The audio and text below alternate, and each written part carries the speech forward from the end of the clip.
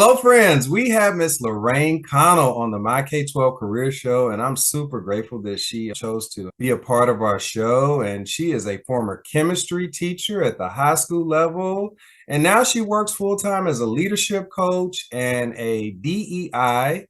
And for those of you who don't know what that acronym is, it's Diversity, Equity, and Inclusion Awareness Builder. And we are super excited to have her come on the show and just share her K-12 journey. So Lorraine, thank you for coming on the show today. What's going on in your life and in your K-12 career right now? So, yeah, I'm really glad that you asked that question. I know that you asked that of all of your guests. So, in June, left my full-time teaching career as a chemistry teacher to really pursue leadership development and leadership development as a student focus. Because when I was a teacher, I was watching countless students leave high school without the skills they needed to be able to make good decisions, to talk to other people, to facilitate a difficult conversation, to really communicate well. And I was sort of disheartened that as we were leaving, or we were pushing kids out of high school without these skills, I was seeing a major opportunity in school. And as you probably know, as an administrator, schools are facing tons of challenges. And we had this amazing resource of students that we were just sort of not engaging with.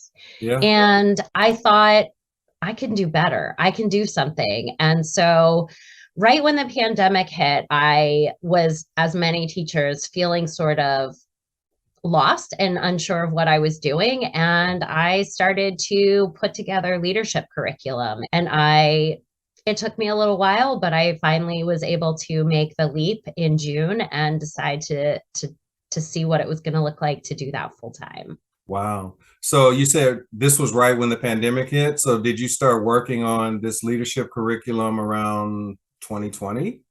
Yeah. And so it wasn't just how did this chem teacher become a leadership teacher and how did you go from A to B?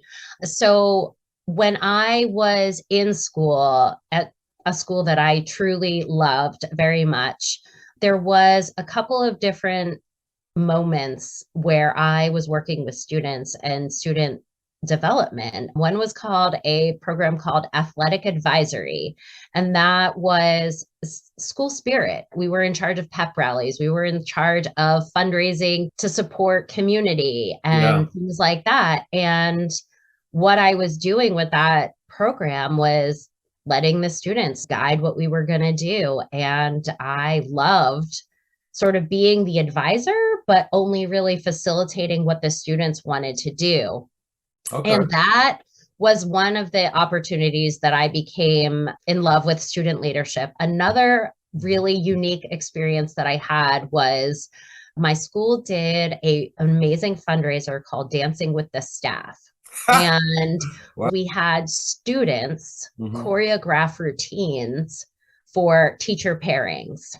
Okay. So I had a freshman student, and actually I interview her in my podcast, Unimagined, about that experience. And I had a freshman teach me how to dance. And I know many of your audience don't know me, but I am not a dancer and I am not coordinated. And she designed a routine that me and my partner, who was not my husband, he was just another faculty member who was like twice my size and very uncoordinated.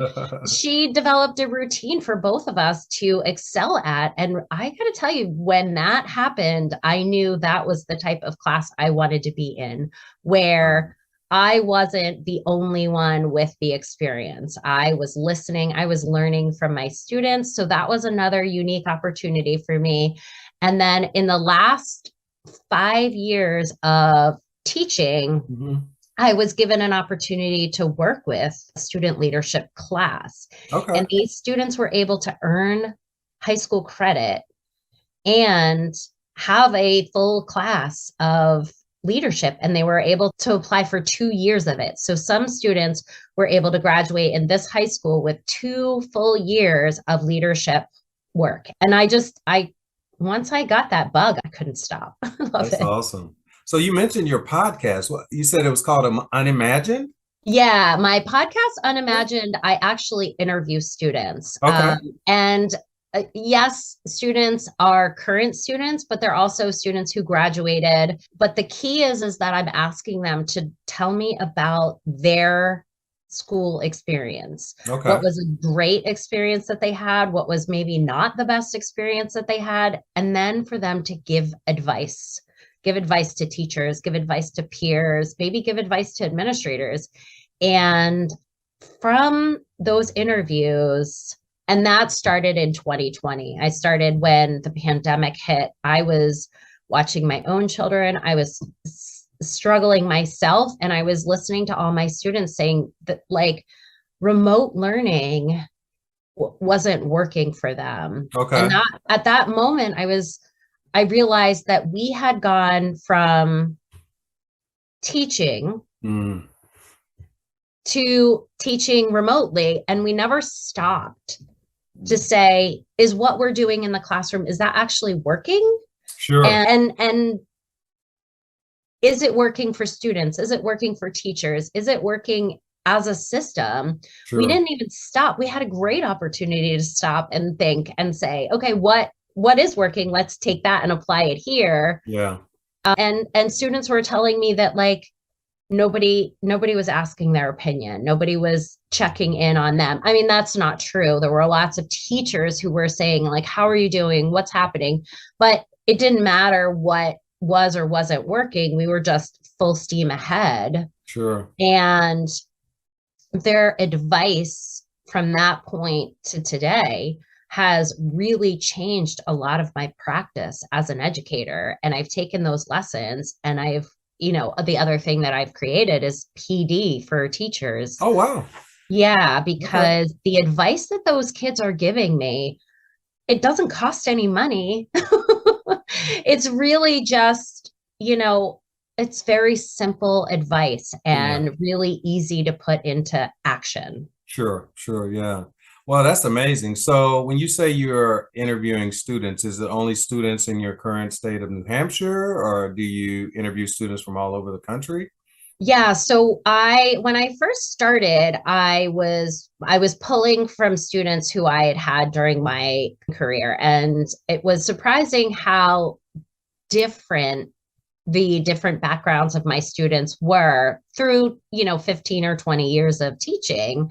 But I was realizing that I was pretty much targeting a very demographic. And so I started in the second season, I really started to try and find different students. And I used LinkedIn, and I found a couple of students who were posting on LinkedIn. I found a wonderful student in Texas who, during the pandemic, just started to do education on her own and really sort of guided her own learning.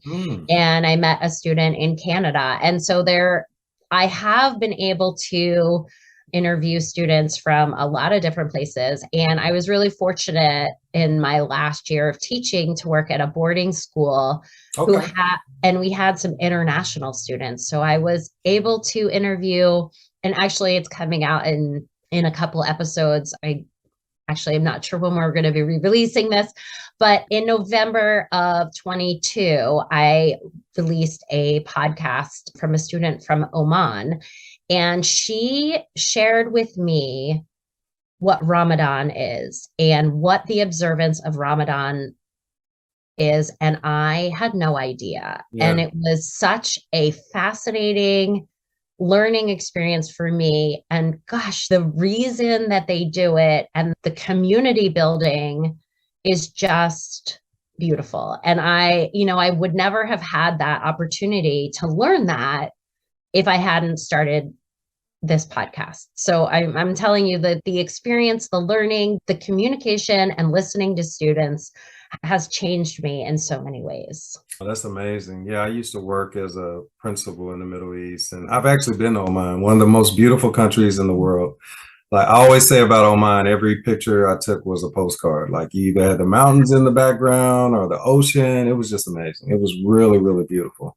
So yeah, like you, I feel like I've gained so much respect for that religion, Islam, just having lived over in the Middle East and just how committed they are to their religion. And, like you said, Ramadan is a very important part of their religion and it happens every year. And so you're right. That's an amazing experience. And to actually hear it from a student, I think that's awesome. That's pretty cool. Yeah. And it was interesting to ask her about what it was like to be in America, where we don't practice and we don't make a whole lot of accommodations for students. One of the things that she mentioned is that the daylight in America is far longer than it was in Oman. So her fasting was for a very, like, just a significant longer amount of time each day. And the school was great. They would save dinner and put it out for them to come get when the sun went down, even though the school had stopped serving dinner. So I thought that was a pretty neat thing that the school did. That's awesome. So yeah, when your podcast sounds really interesting. I like that concept of interviewing students. Do you only interview students or, what is your main theme as it relates to your podcast?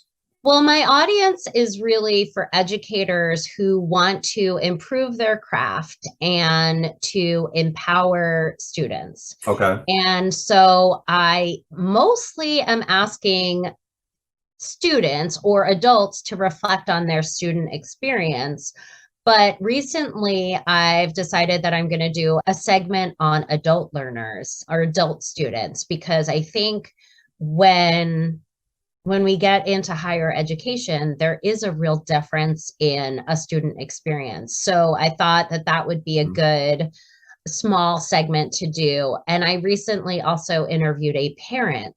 Her son is a first grader and he is nonverbal. So interviewing him would have been really challenging, but to hear her story and his story was amazing. Even with you talking about adult learners, I think about my own self. I recently received my doctorate degree and it was super difficult. I thought it was something that I was going to really breeze through and I didn't breeze through it. I did breeze through the coursework part, but like the dissertation part was super difficult, especially trying to navigate as a full-time principal as well. So are you giving advice to people that are on that path, or are you just trying to find out what their journey was like in terms of their own adult learning experiences? I personally don't give advice, but I do ask the guests on the podcast to give advice. And like a lot of their advice, then I take and sort of apply it into the work that I'm doing. So I'm hopeful to interview a woman who is very adamant about sharing that there is money and there are ways for people to get higher ed degrees, and the information just isn't readily available. And so her mission is to really make that or build that awareness. And so, that would be something that I would hope that through my podcast would become something that more people were aware of. Now, you mentioned your podcast, and I heard you say season 2 or season 1. So you do yours in seasons. Tell me how that works.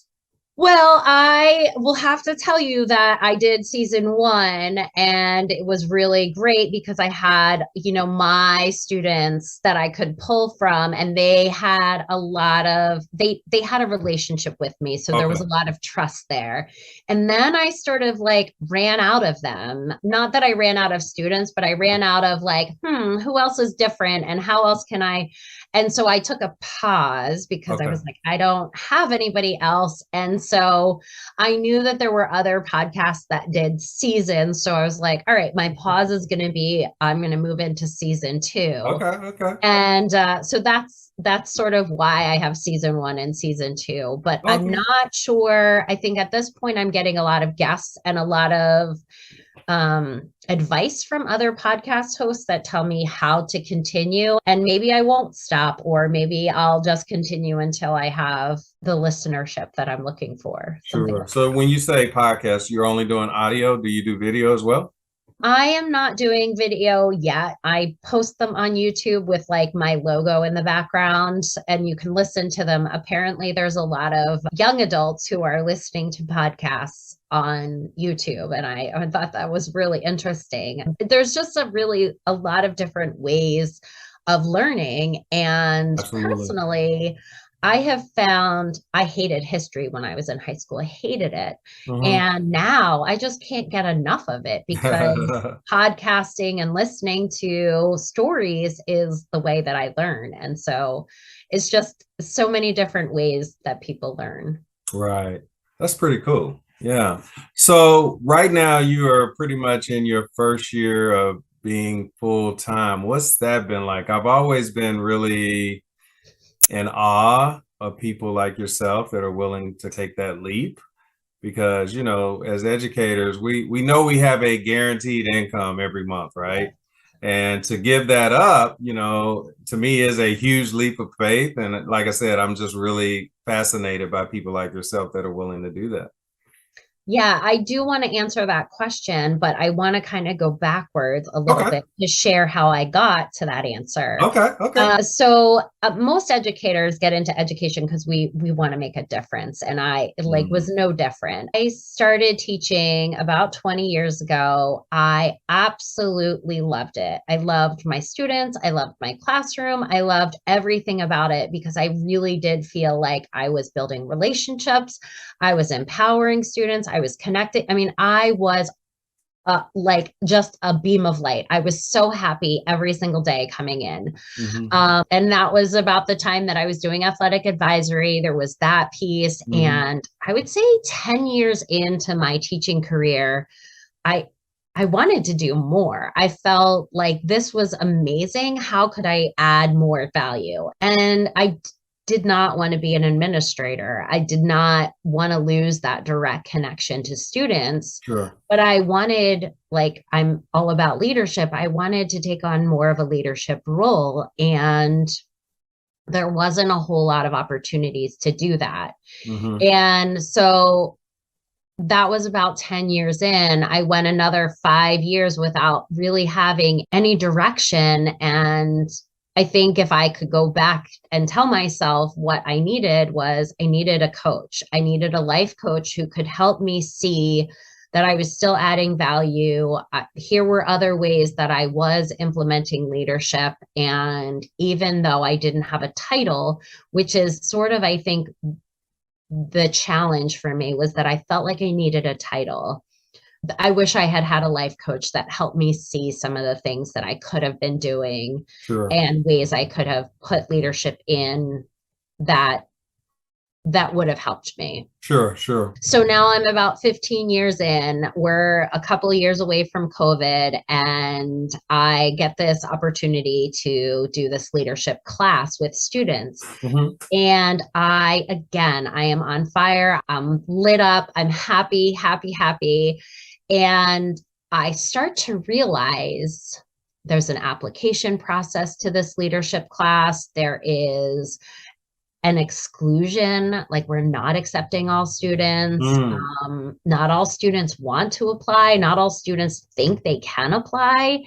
And I'm starting to feel like there's a correlation to me not being able to find something 10 years in and all students not being afforded this opportunity of leadership. And so I started to take a different approach to this leadership class where I would reach out to kids and say, hey, I think you should really join this class. And hey, I think you would be really great. And I'll never forget some of the reactions and the looks in those kids' faces when I said, I think you should be a part of that class, was like, no way. And the other thing was that we would kick kids out of that class if they made a mistake. And now there is value in saying there are consequences to your behaviors, there are consequences to your actions. But when we say to a kid, you have made a mistake that is so damaging, you are no longer allowed to be a leader, I think we send a really incredible message. And yes, that message is sending to lots of students, don't make mistakes or you'll not be able to afford this decision or this opportunity. But I think it also says that you're not allowed to make mistakes. Yeah. And on a basketball team, we have kids who are natural basketball players, right? Like, Yeah. but we also know that we practice, we train, we coach to improve students who maybe don't have that natural ability. And I think in leadership, it's the same thing. So I do want to get to your answer. I think when we don't allow all students the opportunity to learn leadership, and we don't allow all students the opportunity to make some mistakes and be there to support them, or to make a mistake and not carry that mistake with them forever in education, we impact the type of leaders that we see in the world today. And so when I started pulling kids in who were not perfect leaders, they made mistakes. And at the time, my administration was not comfortable with kids making mistakes. And I was not comfortable not including kids who needed to make mistakes. And so we got to a point at COVID where I was going to stay home with my own children who were not going to be in person. And the school saw that as an opportunity to put somebody else into that leadership program. Okay. And I know that it was a couple of things that caused that to happen. And I know that part of it was because I had a different vision for this leadership class than they did. And that's okay. And so when I had this moment happen where I felt like the one thing that was giving me that joy was taken away, I was crushed. It was a turning point for me. Okay. And a really, really challenging one because I knew I was doing good. Yeah. And in hindsight, I think I could have been a better partner with administration to talk to them about why I thought what we were doing was in the right direction. But I think everything happens for a reason. And this was the push that I needed to decide what I wanted to do with myself. And I knew that I could impact more people. So it took a year and a half. I created content. I started my website. I bought a business license. I took a course on business because I had no idea what I was doing. My own business credit card so that I wasn't using our family expenses to pay for what I was doing. And I created a curriculum that any student anywhere can develop leadership skills. Because for me, if we're only giving a small percentage of students leadership skills, then we are putting kids out in the world being parents, maybe being managers, maybe being company owners without the skills that they need to be their best selves. Yeah. Yeah. And so in June, I had like jumped to a different school and got some, like, I think I was struggling. I didn't want to be in the classroom anymore. When I was in the classroom, I was happy. But outside of the classroom, all of that other stuff that I had to do, I just didn't want to do it anymore.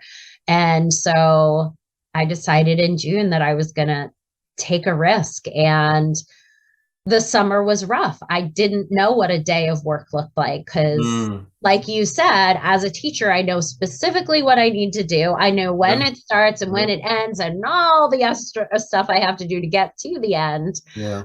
But I don't have a regular paycheck. I have some contracts. I have some things that are in the works. I have a lot of great ideas, and I've been networking my butt off every day. So I will tell you, the first 3 months, I was measuring my success on financial, and I was coming up short, and I was questioning what I was doing. But I shifted my measure of success. My measure of success now is, am I empowering somebody today? Because my core value is empowerment and integrity. And so that's how I know if I'm being successful. No, that's fair. And anytime you're starting something new, like it's not, especially from a financial metric, it's not really realistic to kind of measure how it is in the first year or even 2 years for that matter, with how it might be 5, 10 years from now. So I always say that every company, I don't care how great they are today, started at zero, right? Yes. And so whether we're talking about Amazon or whether we're talking about your own personal business, at one point started at zero, right? And so I think that's great. I think it's the most important thing, like you said, is just finding something that can motivate you every day to make sure that you feel like you're on your life path and your purpose on this earth. So yeah, as long as you feel that, and as long as you feel like you're making a difference, then, kudos to you for sure. So one of the things that we want to do, and first of all, I want to thank you so much for coming on the show and sharing your journey, sharing what you're doing right now to impact young people's lives in the K-12 space. But before you leave, could you share with us all the ways that people can contact you? And we'll put all that information in the show notes, and just let people know what your website is, how to contact you through social media. Give us some parting words of wisdom, and then we'll say goodbye. Yeah. So my parting words of wisdom really is that anybody can be a leader. And there is a myth that leaders are born. That is not true. Leaders, great leaders, like great basketball players, sometimes have it naturally. But just because you have it doesn't mean you don't work on it, right? There's not a natural basketball player that doesn't go to practice every single day.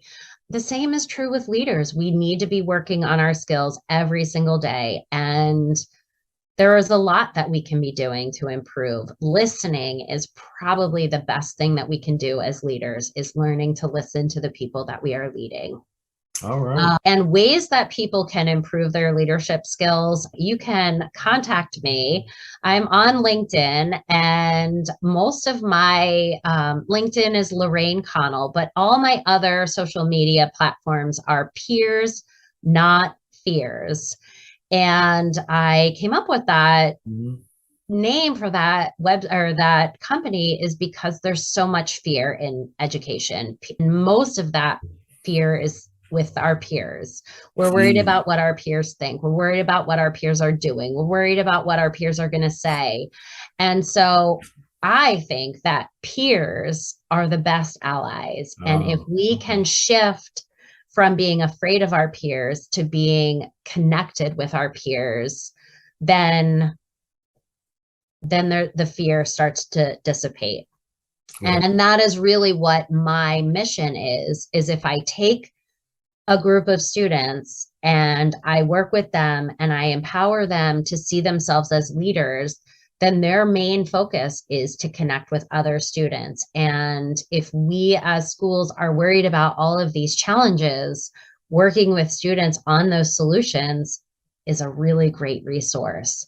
So my website is also peers-not-fears. Because if you spell it out, it actually looks like peer, snot, fear. And, so if I put the dashes in, you see the words. I love it. Yeah. But yeah, I would love to connect with schools who want to empower their students. I would love to connect with teachers who are feeling burnt out like I was. I would love to connect with schools who want to empower their teachers to see how they are barriers to student development. And there really isn't anything that I am not willing to try in schools, because I think that once we see students as a resource, we can really connect. And I don't have to be there in person as an educator. If you want to try the program out, you can get it off my website. There's a leadership, I think it's a leadership academy is what I called it. Leadership Academy. You can buy that for $500, and it is geared towards an individual person, but you can easily modify it to a group, and you can take and choose different things. There's a couple of things that I have on Teachers Pay Teachers that are really trying to find ways to connect kids with each other, because I think that's what's missing right now. That's awesome. So yeah, share that information with me as well. And we'll definitely put that in the show notes as well. But again, I want to thank you so much again, Lorraine, for coming on the show. What you share with us is very interesting, and I know it will be very impactful to students all over the country and the world, to be honest with you. I think the future is very bright for your company, and I would love for you to maybe come and connect with us again in 6 months, a year, and let's just see how things are going. I would love that. I would love that a lot. Thank you so much for having me, for sure. Absolutely. Thank you so much, and we wish you all the best. All the best.